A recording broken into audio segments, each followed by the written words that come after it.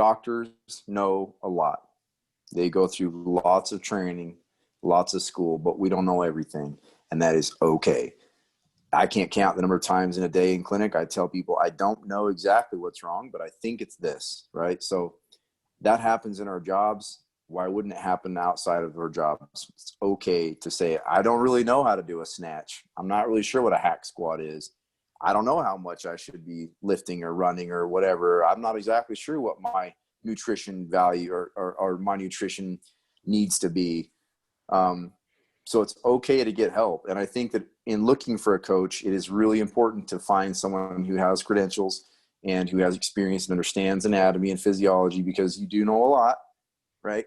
So the gym that I work out at, and I'm the medical director for the gym, and I oversee all the personal trainers, and I help with like a personal training clients. So the people will come in and say, well, I've had a rotator cuff tear, or I have Crohn's disease, or I've got diabetes or whatever, and I want to work out, I want to get in shape.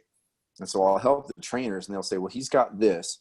And I'll say, well, in that case, change these things and they ought to be just fine. And then we work back and forth.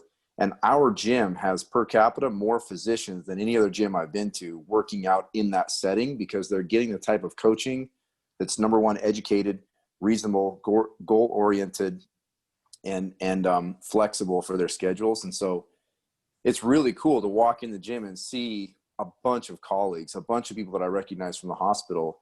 And it creates an environment of professionalism, and it creates an environment of, maybe just that next level of credibility, that the coaches are actually helping someone who has a higher degree.